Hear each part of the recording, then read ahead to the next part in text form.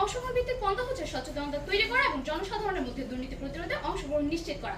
5টি ভিন্ন পদ্ধতি এই শ্রেণীর অধীনে পড়ে: জনসচেতনতামূলক প্রচারণা, হুইসেল ব্লোয়িং পদ্ধতি, তথ্যের স্বাধীনতা, সংবাদপত্রের স্বাধীনতা এবং ই-সরকার।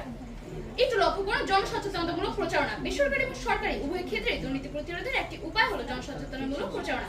প্রচারের বিধানগুলো বিভিন্ন ফোরাম যেমন বিলবোর্ড, ভিডিও, টিভি বিজ্ঞাপন, রেডিও সম্প্রচার, ইনফোগ্রাফিক্স এবং আরো অনেক কিছুর মাধ্যমে তথ্য উপস্থাপন করতে পারে। এবং তারই কিন্তু একটি মাধ্যম আজকের এই বিতর্ক প্রতিযোগিতা। মাননীয় সভাপতি, আজকের এই বিতর্ক প্রতিযোগিতার মাধ্যমে কিন্তু জনসাধারণের মধ্যে সচেতনতা তৈরি করার জন্য আজকের বিতর্ক প্রতিযোগিতা আয়োজন করা হয়েছে। উদাহরণস্বরূপ ডেনিসোভাস কিমিট এট আল 2015 600 ইউক্রেনীয় ইউনিভার্সিটির গবেষকরা খুঁজে পেয়েছেন জনসচেতনতামূলক প্রচারণার মাধ্যমে মূল্যবোধ বিকাশ হয় এবং মানুষ দুর্নীতি না করতে উৎসাহিত হয়।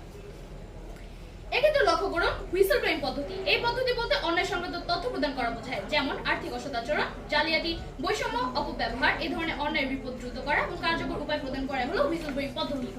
উদাহরণস্বরূপ আমলাতন্ত্রের লোকেদের যে রিপোর্টিং দেওয়া হয় তার জন্য কিন্তু